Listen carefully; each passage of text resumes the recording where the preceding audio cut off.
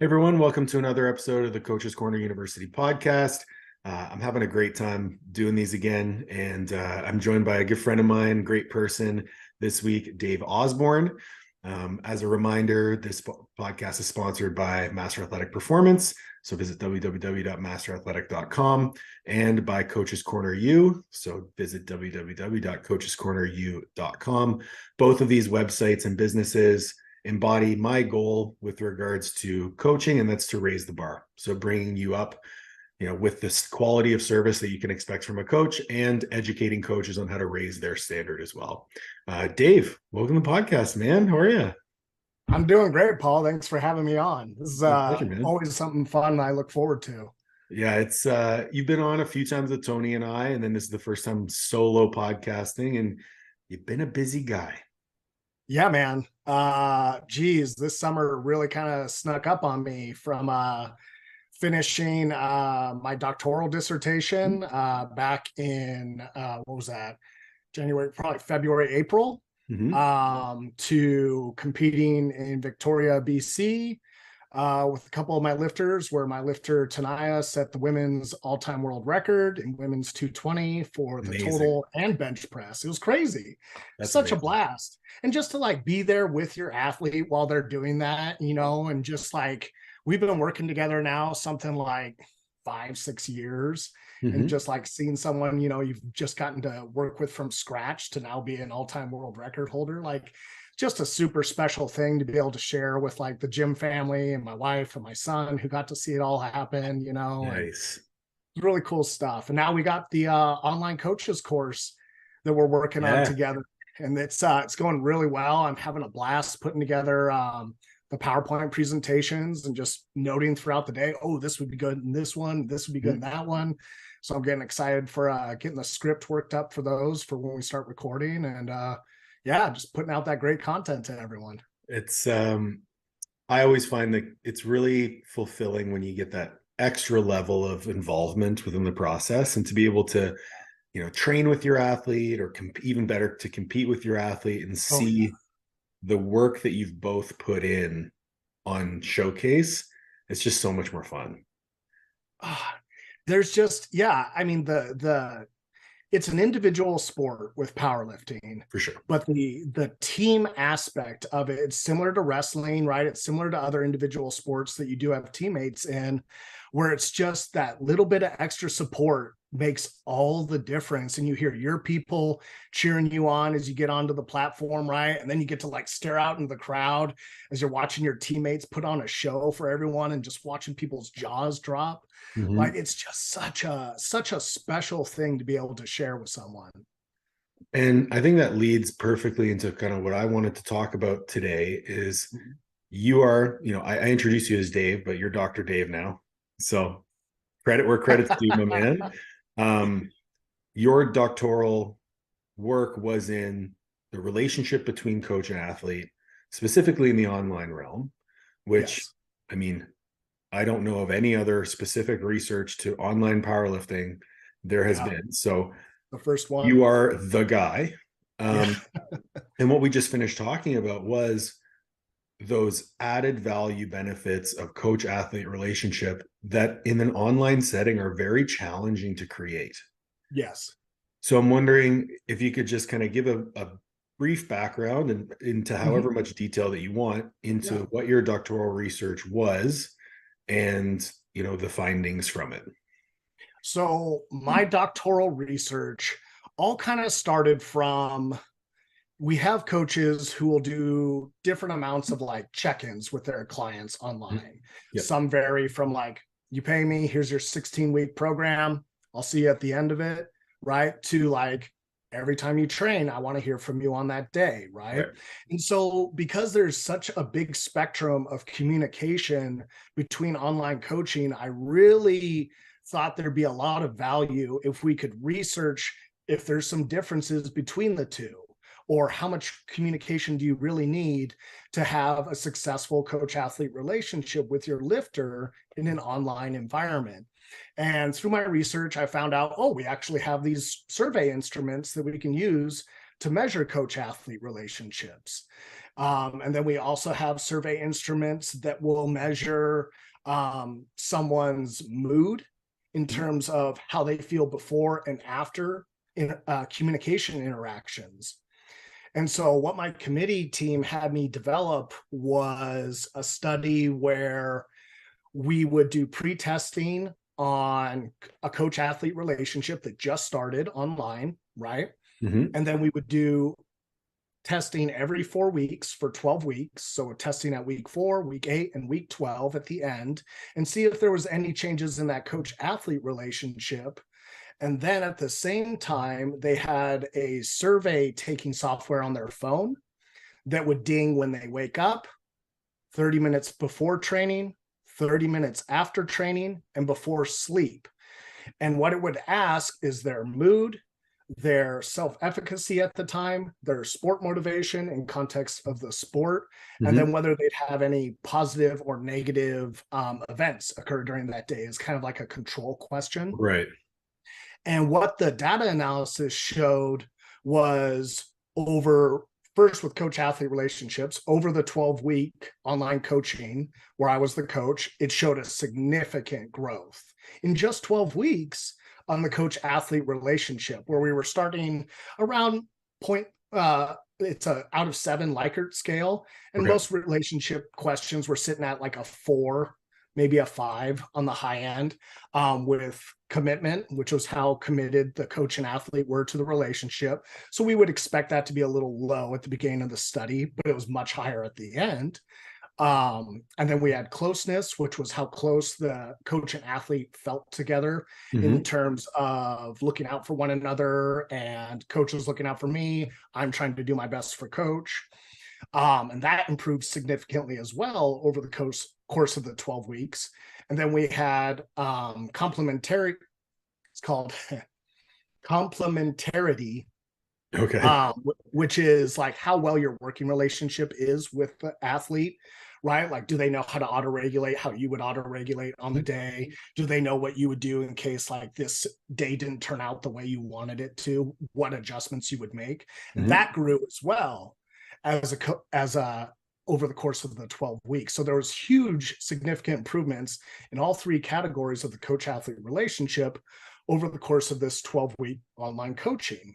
And how the communication schedule was broken down during the study was it was a randomized communication schedule. You had 4 training days, and each day was randomized whether you would receive coaching before training, after training, or none at all for that day.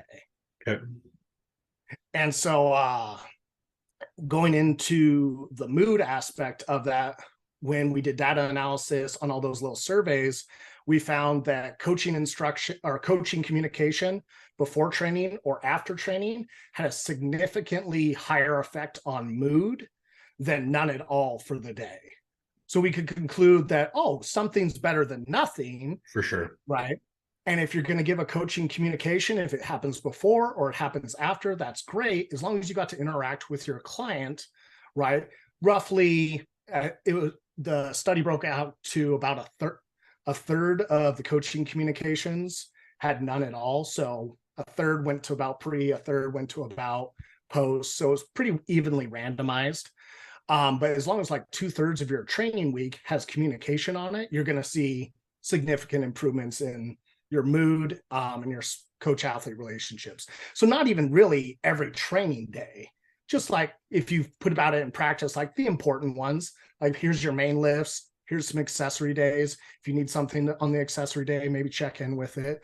But really, like, it's more communication than just once a week or once every block or something like that. But it doesn't have to be hand holding, right? Like we can have some autonomy in this online coaching process, and it's still a great thing for the lifters. It's also probably super important just in general to have autonomy.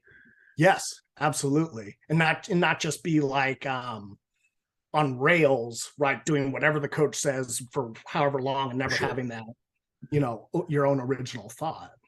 The measurement of closeness strikes me as interesting because when I think closeness, obviously you think proximity. When you think proximity, you think face to face.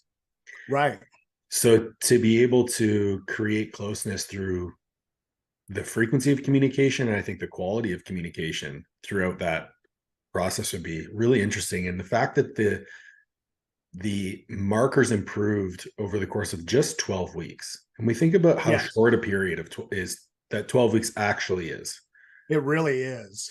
To make that big of an impact, to me, is striking. Yeah.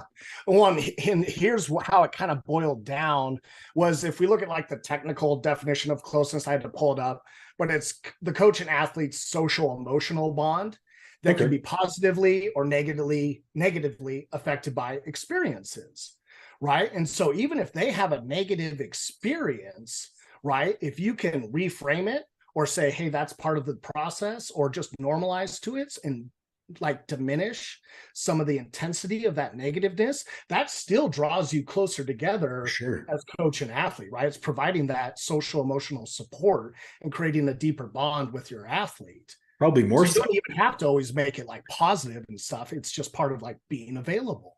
I almost find those negative events, how you're able to reframe it, strengthen the bond more than the positive ones that you share. Yes.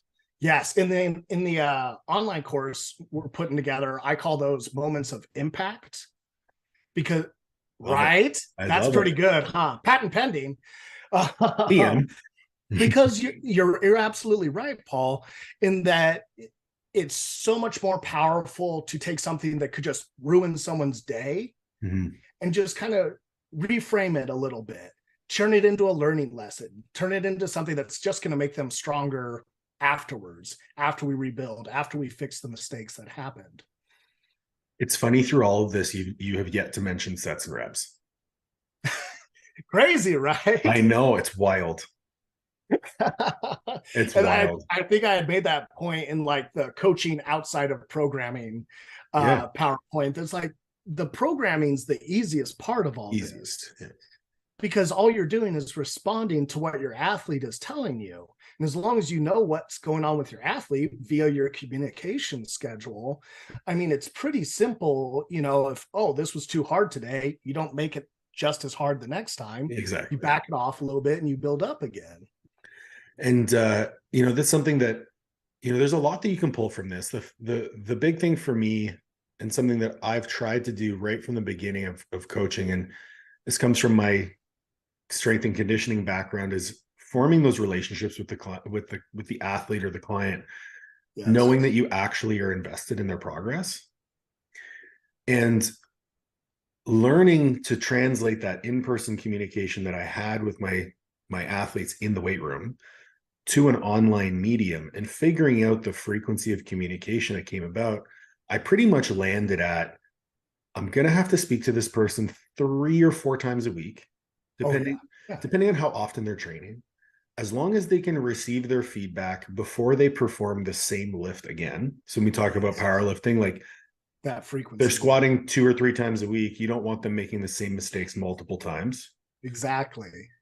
And then doing so in a way where the client feels connected to you more than just, hey, great work, head up, chin back. Totally.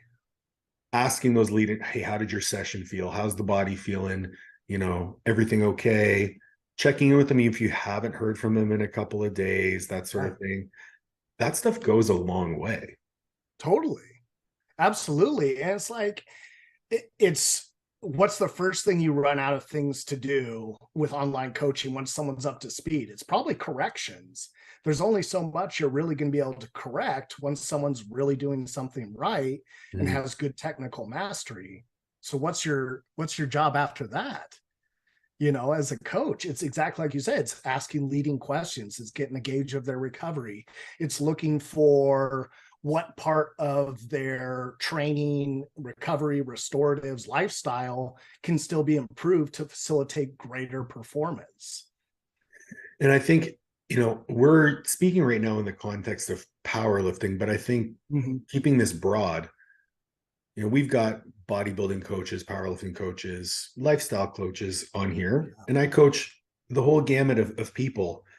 And those issues come up with every single person: recovery, stress management, life. Yeah. Right. So how do we help them navigate these things within the context of some sort of intervention that we're putting forth, whether it be training, nutrition, both, to help this person navigate, to help this person make better decisions, to help this person become the better version of themselves. The barbell for us is a medium. Yeah. Yeah. Like for us, that's just the tool that we're using. Right. How do you go about using this information within, like, I guess a better way to ask this question would be, did the results of your research actually change the way that you coach now? I think and that was like that was one of the things my committee chair James had asked me, is like, if you did this study, because originally I wanted to compare everyday coaching interactions to once a week and see if there was a difference. And he said, if you found out once a week was better than every day, would you do once a week? And I said no, because Oh yeah. it doesn't work for how I am as a coach, my work style, workflow, all these other things. And he goes, well, there's your answer right there, that's probably not the study for you, and maybe change it up a little bit. So if you did have new information, it might be something you'd be worth implementing in practice. And one of the big feedbacks I got was the lifters really liked having pre-training coaching interactions, because it gave them things to focus on during the session, right? It gave them a chance to think about things they may have screwed up or needed to work on in the previous session that they're specifically going to carry into this session. And it kind of gave them goals and things to push for within the session. And so I've especially during like competition timeframes, Mm-hmm. I really like to get a hold of lifters maybe a little bit before their training sessions or at the beginning of the week, and just say, hey, these are the things I think we should really focus on this week. Coming into this peaking block, these are the things we need to be hammering on: recovery, and your sleep and stress management type stuff, right? And just getting a little bit ahead of the curve, so that they feel like, okay, coach is with me on this. These are the things we're working on. We're going to be prepared for, and they hopefully don't have as many issues pop up during the competition timeframe. My question to you there would be, in terms of, you say proximity to the training session, the pre-training. You Yeah. mentioned before the block, before the week. One of the big things that I think a lot of people struggle with is the application of research. So Yes. I will be fully forthcoming, keeping track of the times of day that all of my clients train, to be able to reach out to them and prioritize communication the day of Hard. training every single day. I just don't think it's feasible. But if Same. you're It's if very you're different. telling me that if once a week I send someone a Loom video Yeah. reviewing their training week and saying, hey, this last week was phenomenal, I need us to Right. repeat the emphasis from this last week into this week with an added, checkbox on this and this. Let's Yeah. get after it, which takes 30 to 45 seconds. Yeah. It's not bad. If that's going to positively impact people, well, then I'm going to do it. And then, in thinking that same thing, if I can do that and then involve the client in the process, Yes. have them take their notes, have them, hey, I'd like for you to reference your sheet before your training session, Right. so that you have those points there. You can remind yourself, again, autonomy, self-responsibility, that sort Yeah. of thing. I think that's a pretty reasonable thing to ask of a coach. Well, and that goes both ways for the client as well, and the athlete, right? Is it's up to them to give you that level of feedback and Mhm. that level of response about their training. That doesn't, I'm not sending training reviews for the people that send me like, here's my weight with the video, and that's all they sent with the text, right? Right. The people I have to pry information out of, like, no, I'm going to give you what you give me.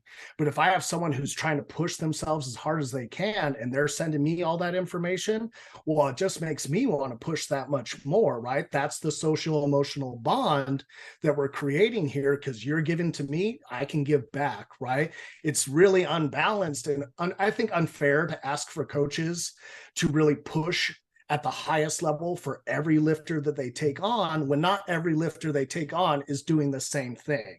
So I think if the coach and athlete can be on the same page on, hey, coach, I'm giving you everything I've got, cool. Way easier for the coach to give you everything they've got in return.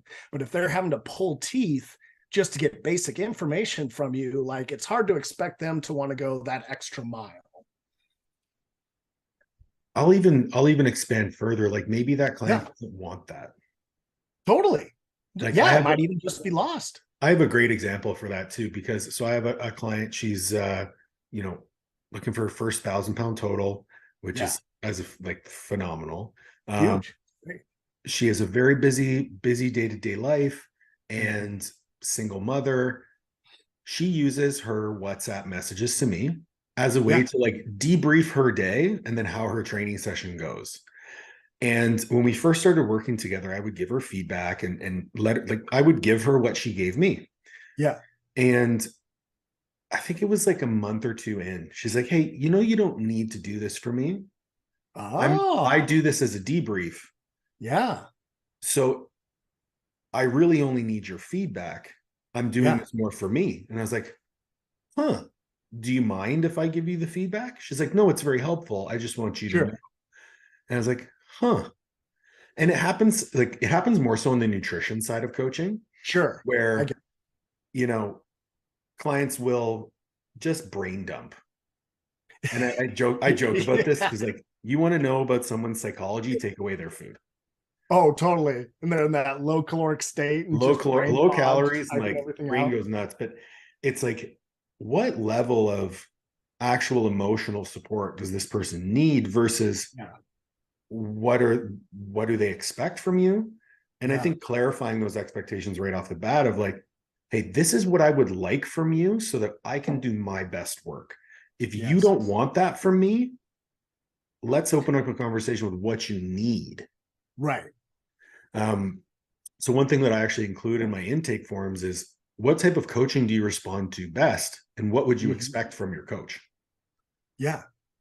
In a lot of cases, people don't necessarily know how to answer that because they've never had a coach that might be as involved as I am. But it gives them the opportunity to reflect and say, oh, like, what do I really want here? Yeah. Because I feel like you and I might be similar where like, I want to be able to bounce every idea I have off my coach, let them know exactly what's going on. Because I mean, as you get more advanced, the issues starts mattering. It starts to matter. But I just find it really interesting. Like I listen to the research and I'm like, okay, it's almost validating, right? It's like, I'm doing the right things. But it also gives me a little bit of a break that says like, maybe people don't need it as often as I'm giving it. And now I'm thinking in the back of my head, like maybe I should be asking more questions about what people need. Well, and I think too, like needs change over time. And so you have someone early on and you have to guide and do everything for them, right? Just to get them up to speed. And then once they're where they need to be, those needs are definitely going to change. And I think it's kind of like it like goes back to that conversation of you're not just correcting form anymore. Now you're trying to get a feel for what their lifestyle factors are that affect recovery. You're starting to ask more probing questions to the athlete, right? You're even trying to like figure out like, how did that feel on your back? How difficult was that movement? Right, as you're looking towards like what progression is going to look like and how do we get to the goals we've outlined for ourselves. It's I think as mastery improves and increases, so is autonomy, right? Because now your clients, your athlete is your best source of information because they have that mastery, because they have greater autonomy. Their feedback then becomes that much more important.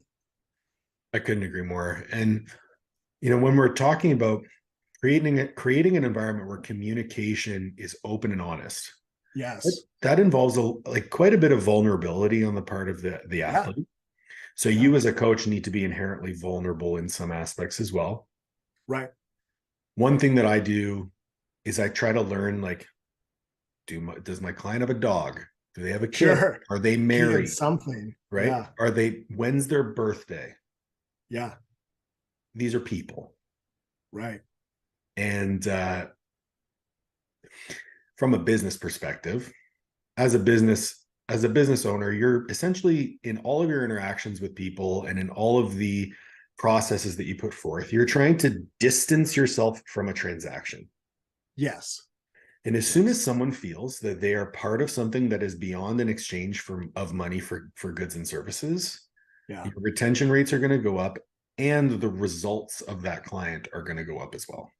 Absolutely. They've fully bought in. Now they're part of the community, right? They have a sense of belonging, accountability, support, like-minded peers. They're seeing people just like themselves achieve amazing things, right? And it puts that seed in their minds. Well, so-and-so can do it. I can do it. I have all the same skills that they have. I have the same coaching they have. I have the same community they have, right? Just everyone raises up together. Couldn't agree more. Dude, these sorts of conversations to me are really interesting because there are coaches that do it. I hesitate to say the right way because I don't necessarily believe that there is a right way. Because there's your way. There's my way, which is the right way.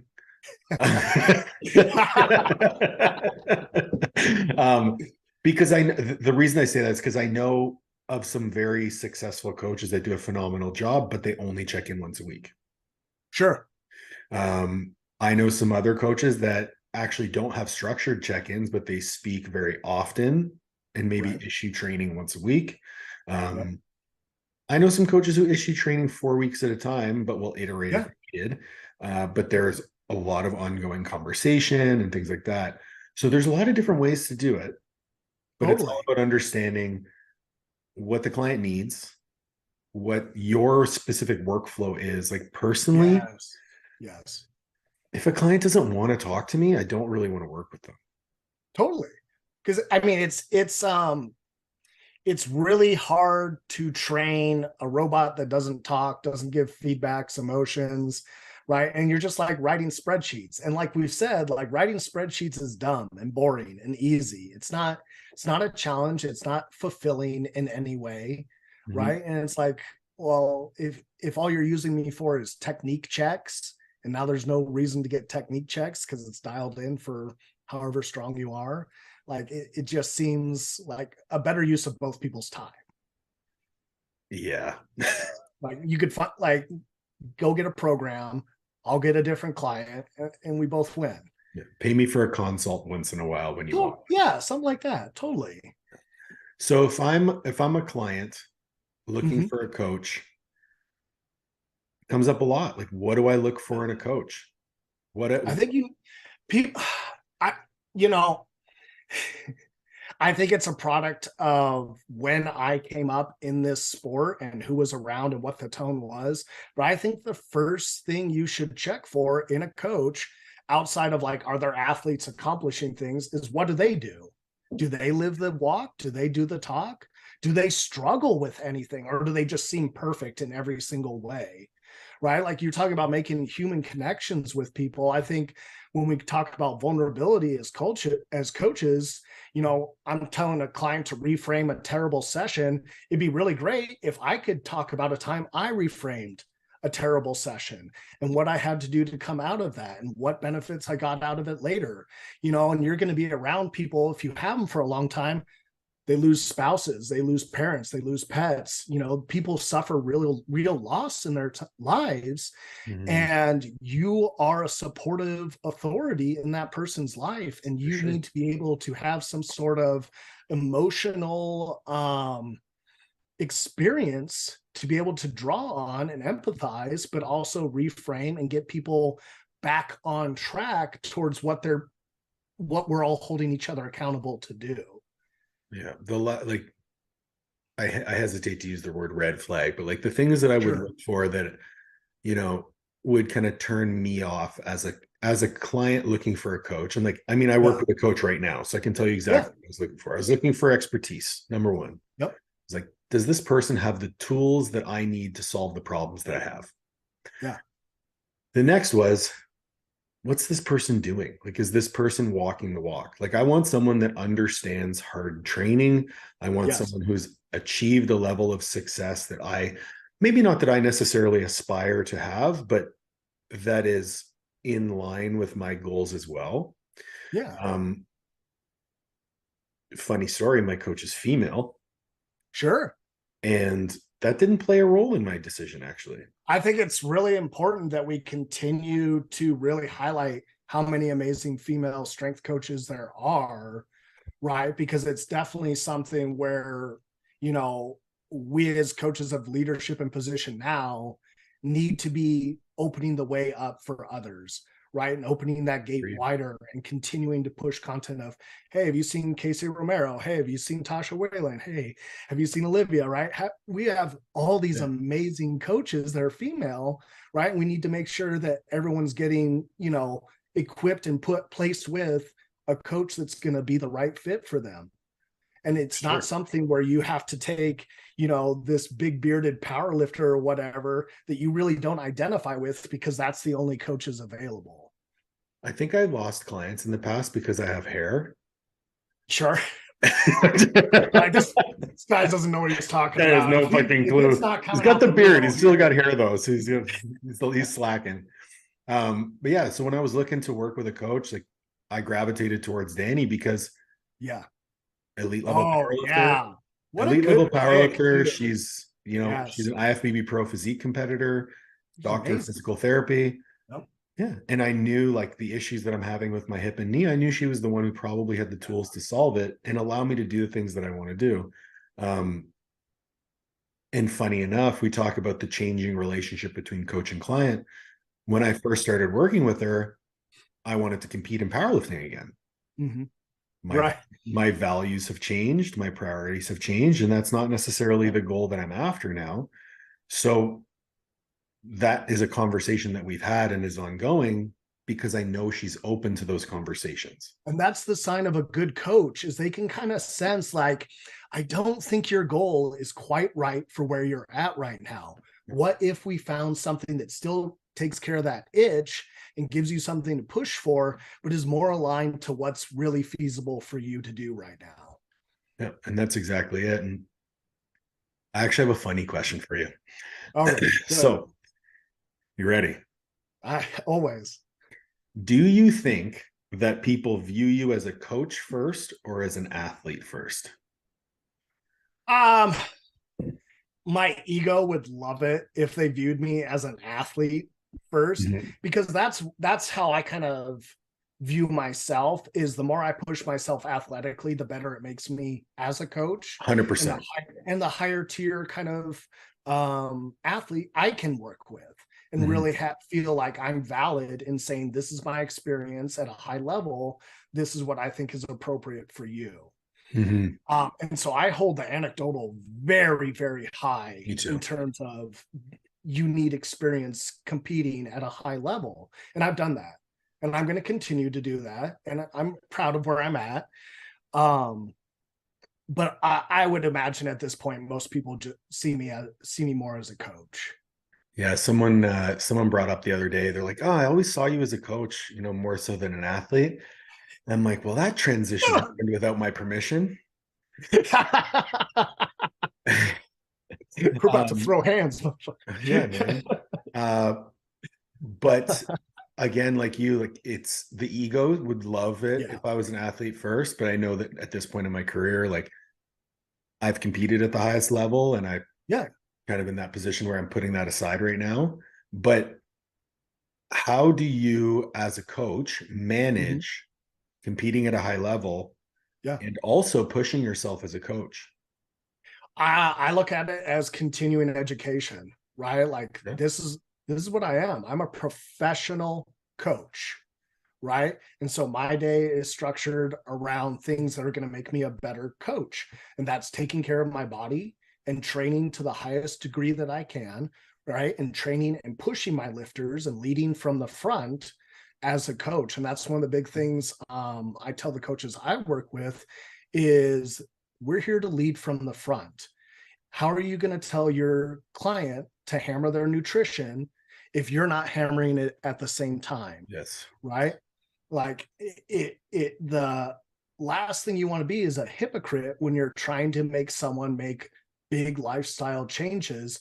And the best way to get it to happen is just show like, come on, I'll do it with you.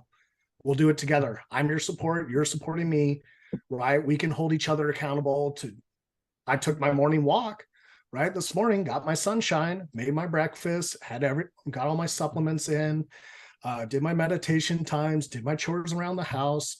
I've got a full schedule that I keep for myself on days when I'm going to be doing coursework, right? And creating that content. Days I'm doing Q&As. I have my training days all laid out, right? Like I try and lead from the front in terms of this is a schedule for a lifestyle of performance. This is kind of what it looks like. Let's see what areas are feasible for you to bring up and how high we can bring them up and maintain them. Yeah, you're a product of your product. Yeah. And that to me is what I strive to be. And in bringing it back to the comment about me being a coach first versus an athlete first, yeah, I'm still an athlete. I might not be yeah. competing anymore, but I still train my ass off. I show people that I am pursuing the same level of excellence that I hope that they are pushing themselves towards. Absolutely. And while there might not be that objective competition payoff in the future, the process is the same. Well, and it also too, like if you look at going back to continuing education, the things that make you a better coach make you a better athlete. If we look at sports psychology reading, right? If we look at getting better at our meditative states or our breath work or all these things that are going to make you a better coach, because you can then show it to others, are going to make you a better athlete at the same time. And so they go hand in hand a lot of the time. I think the moment you, as a coach, the moment you stop pushing yourself, you might as well retire as a coach. Like, the moment you stop pushing the level of performance that you can reach, even if it's not competing, it's got to be something. You've got to stay busy. Plus, man. Okay, I'm going to say this. If any of my clients come train with me, I'm going to fucking bury you. Yeah. Oh, I'm not training to lose. Fuck no. No. Like we're gonna work hard and we're gonna get messy. I trained legs with one of my clients on Saturday. Yeah. The sounds that came out of his mouth on the leg extension made my day. It's the best because neither of you are gonna quit. No. You're each gonna give everything you have to that session. And so as long as I can keep doing that. Yeah. And let's be fair, my knees hurt like crazy. Oh, sure. If you say, Paul, let's squat together, I'm going to crush you. Yeah. I'll cripple myself.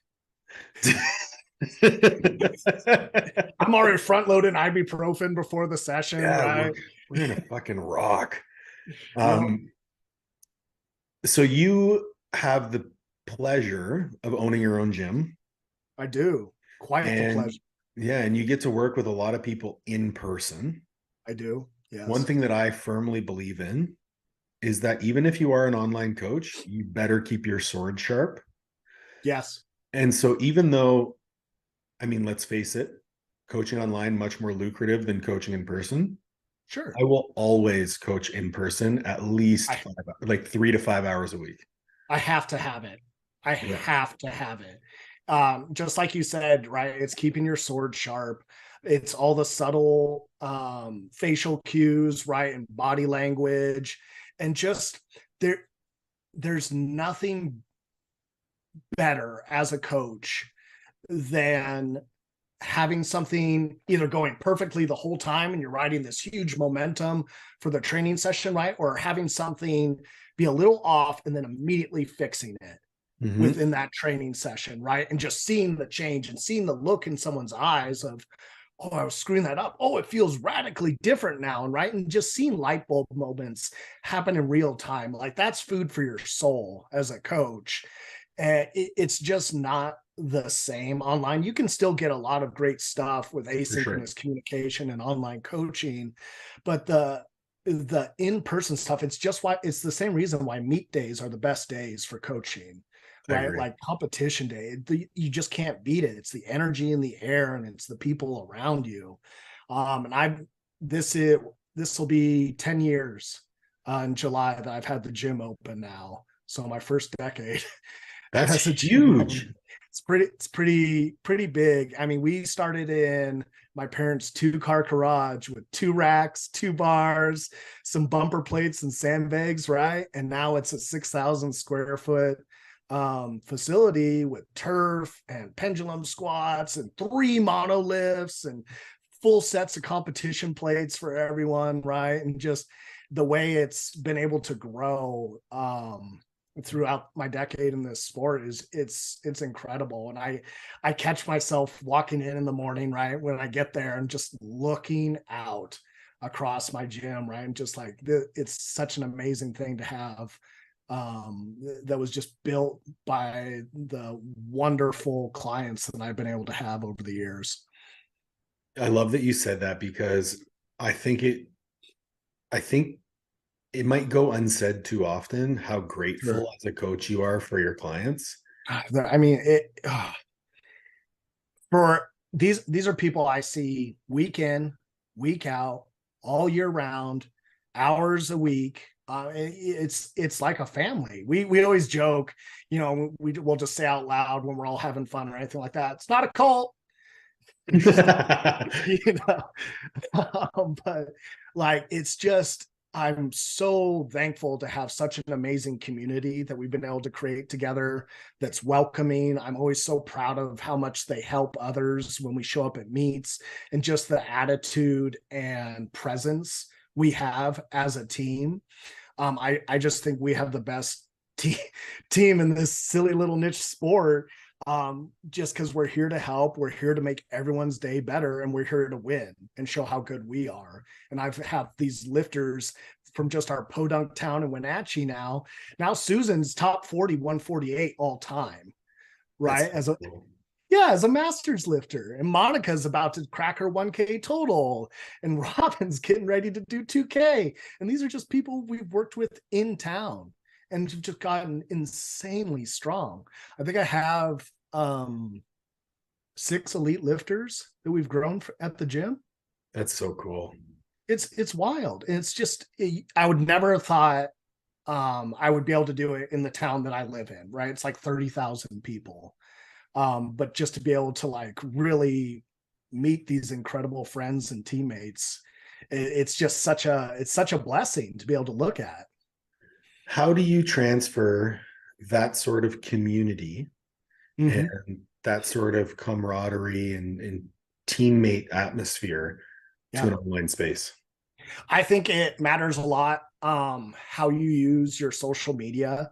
Okay. Right, because you're going to have either a Discord channel, right? Or one of the things I'm going to work on for later this year is I call it Ops Nation, and that'll be my Instagram broadcast channel. Okay. Where everyone will be able to just pop into that and just look at things we're talking about. And kind of, my lifters have done a really good job of all following each other and keeping up with everyone, because now we're getting to the point, right, where we're getting to meet each other at meets. So nice. It's such a blast. So I have my core team at the gym, and then we have all our ops lifters throughout the world, right, who you never know what meet you're going to be at. And so that was great this last Victoria meet in Canada, having Tanaya come up. And then we've got the American Pro, where I'll have Tanaya and Matt Draper and Mookie Simon and Dustin Keek. So I'll have lifters all day there, all be on the same team, getting to hang out and have community with each other. We have a meet in end of July over here in Washington, where I've got 12 lifters competing. And it's about, I think, 9 or 10 from the gym and the rest from outside of the gym, that we're all going to meet up over there. And so, we get to get Airbnbs together. We get to go out to dinner together and everything like that. And it's a lot. You think about, herding cats at the gym. Now you're herding people socially. And that's a whole, another skill set to be able to grow. Right. Like, okay, who's calling restaurants, right, to get reservations and stuff like that. But we get better at it as a team every time we do it. And we got great lifters out of Tri-Cities that come and lift with us, with Nate and Kayla. And it's such a fun thing to be with lifters that we've been doing local meets forever. And now that we're getting really good, we're getting to travel and branch out and be able to go to Vegas, and Washington, DC, and all these fun little places as a team and get to experience that together. Dude, I love it. And it's things that I try to preach. I think I choose my words really poorly sometimes. I hate that word. Preach? You know, like thumping them on the head with that Bible and just fucking listen before the brimstone comes down. I mean, no. I can't. I think you'd look great on a pulpit. I think I would burst into flames if I walked into church. A little bit. Maybe a little bit. Things that I try to espouse to those that I work with is doing the things that you would do or that make you special, that set you apart, and bringing other people into that. Yes. The person who comes to mind for me is, Mike Della Pava. Who, okay, yeah. You know Mike, right? Yeah, Battleground, right? Battle Axe, yeah. So Battle Mike, Axe. That's yeah. Mike's gym is it's his own work. It's another planet. Okay. Yeah, the man. First time I was there were 35 people in the gym, and the gym is 1,200 square feet. So they're just packed in there, but everyone is either spotting, loading, or lifting. Yes. He's got everyone outside doing their warm-ups on stopwatches, and like it's a well-oiled machine. And we were talking, he's one of my best friends, and we were talking like about the online coaching game, and I was like, if you could figure out how to create the same community that you have with these four walls in the online space, you'll never have to worry about money again. No, he's so engaged. As a person, he's so engaging, right? Like I remember listening to his table talk and just thinking like, this is one of the best table talks I've heard. Mm-hmm. Right. And you can see it like when you even look at his social media and just how everyone is in the gym, like you can see like, oh, that's one of the country's best gyms to be able to go to. And that's something that he's worked very hard at, is that transition to the online space. And I think if anyone could take a lesson here, is that community is what's going to keep people around. Yeah. And you want to talk about community. I think a big part of that is the leadership structure within the community, and being the kind of leader that's going to raise up other leaders within your community, because they're going to be the ones responsible, right, for really welcoming others. Head coach is going to be drawn in a lot of different ways, but if you have little assistant coaches here and there, or you're elite lifters, and that's what I do at our gym, right, is we tell people, if you want to use the calibrated plates, total elite, right? And that's what you get to use then. You get to use calibrated, and it gives people a little bit something to shoot for, but also lets them know that the elite lifters have really done something special and something that's earned them a place in the hierarchy of the gym. And if you want to get there, look up to these people, because they're the first people to give you that hand to bring you up with them. So you're gatekeeping, that's what you're saying. It's benevolent gatekeeping. Like everyone gets into heaven. No, you got a couple angels at the front, right? Like keeping the riffraff out, because some people do take away from your community. I agree. And it's important for you to recognize those people before they infect, right, the community atmosphere and start turning it into a negative thing. And if that does happen, right, that's another moment of impact where you as the leader have to come in and either turn this person around, right, and help them with reframing and give them more resources, or just say, hey, I don't think it's going to work out for you here. And that's a hard thing to be able to, it's just like dropping a client, right? It can be a hard thing to do if you're worried about your financial stability. Yeah, that I think that's another podcast topic in itself, is like discussing, sustainable finances. Yeah. It's an area where a lot of people make mistakes, but I want to circle back to being a product of your product. Yes. Setting the standard for which you want your athletes to hold themselves to. You and I chatted years ago, and I remember getting off that podcast and I was like, I think Dave needs to diet.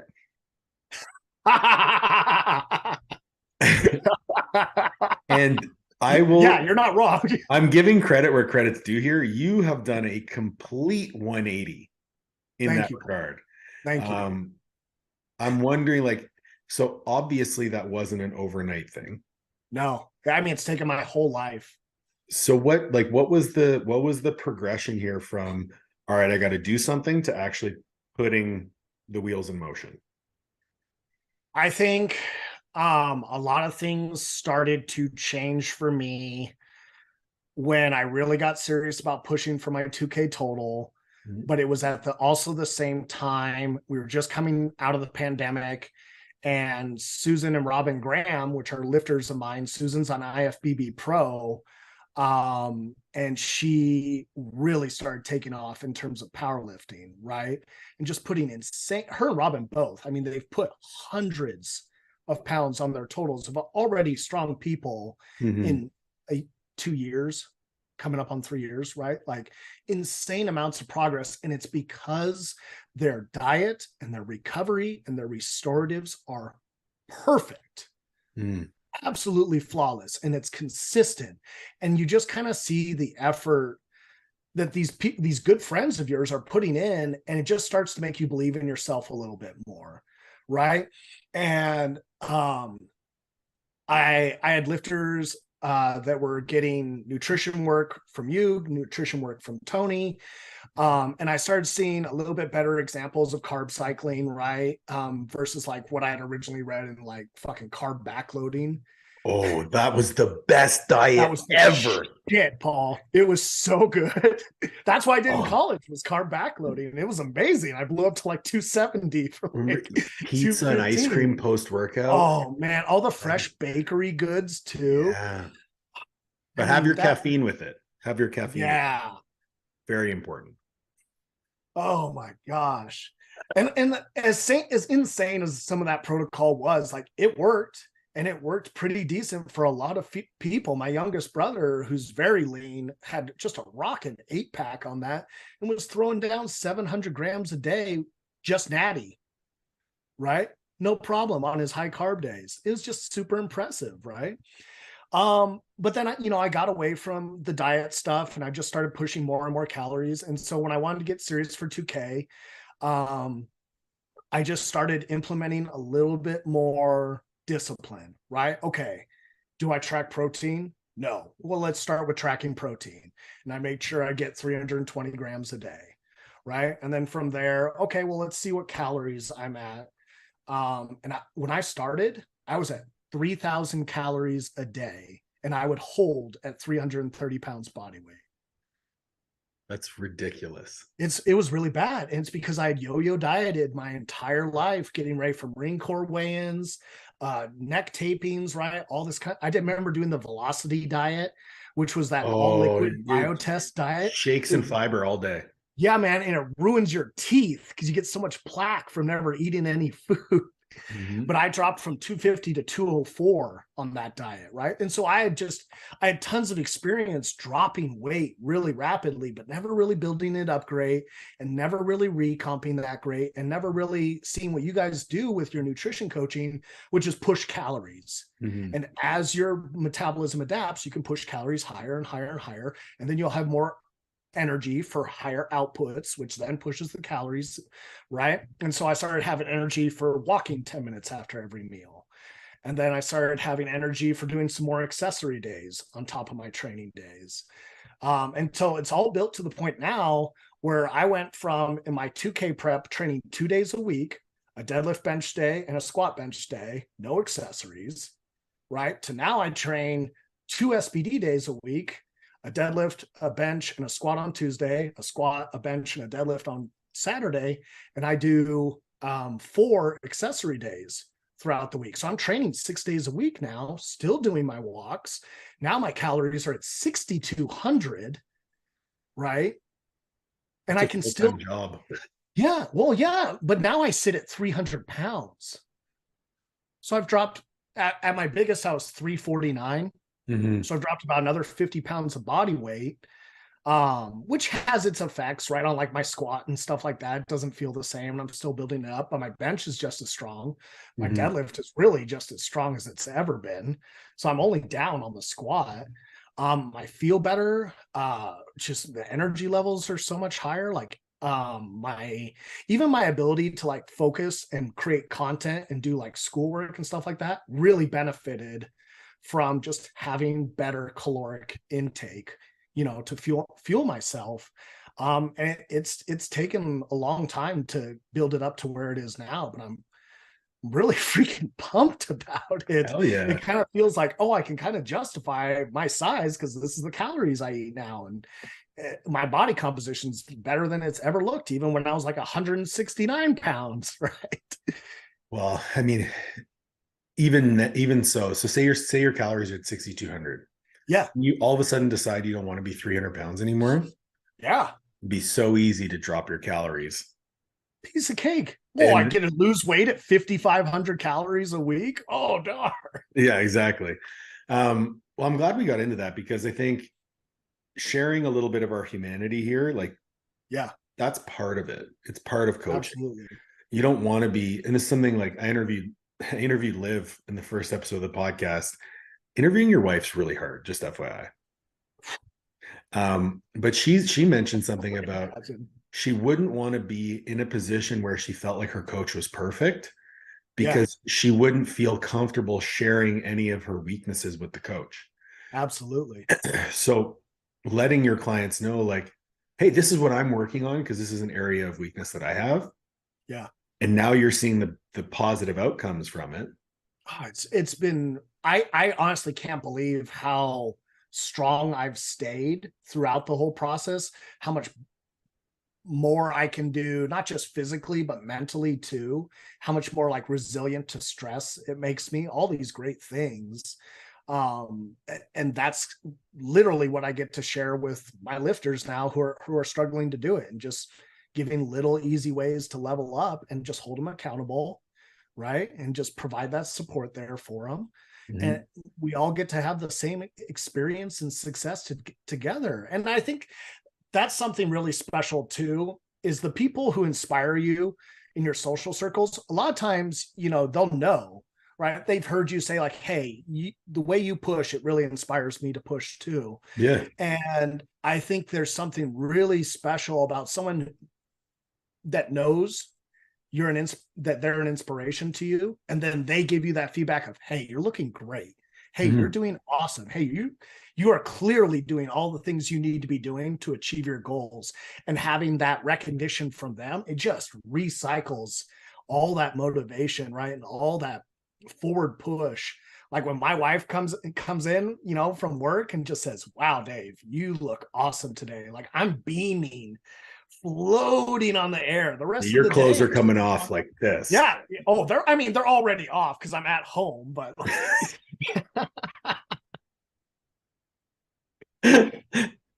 oh my God.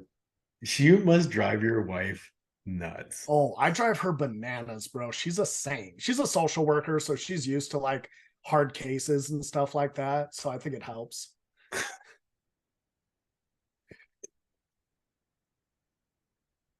There are no words. Like there's so many words you could have gone with that one.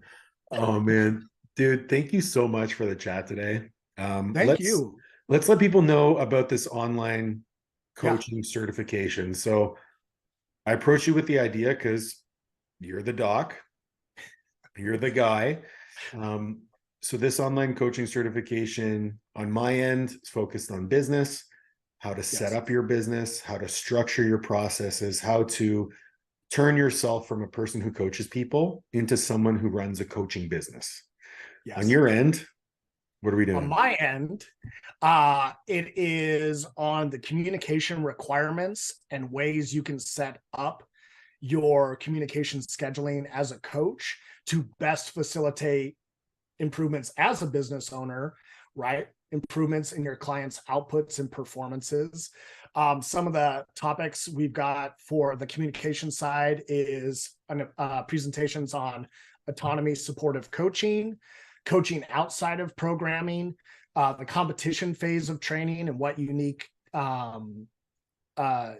aspects of that there is in regards to coaching, how to create coach-athlete relationships online, how to facilitate performance online, onboarding new athletes, and then key performance indicators to keep track of with online coaching. Love it, man. This is going to be an all-encompassing thing, and I'm really excited for what it's going to come out as. So Dave, again, thank you guys. Thank you so much for joining. If people want to find you, where are you at? They find me on the Instagrams at Dr. Dave at Ops. And you can find my gym page at opsgym.com. And that also has a link to our apparel store, which is shop at ops.com. There's a theme. I can see it. And we're about to release some summer apparel in the next couple weeks as well. So make sure to stop by the store and get your Summer of Dave tank tops. Do you have Speedos? Working on it. You know, like the hard thing is finding a good American manufacturer, right? That's going to, you know, give you the sexy thought wear for the summer, but also make it available in extra swole sizes. So you can be a dump truck daddy on the beach. Hugest dump truck daddy with a giant Ops logo right over that starfish. Dude, thanks so much. Thank you, Paul. I had a blast, man.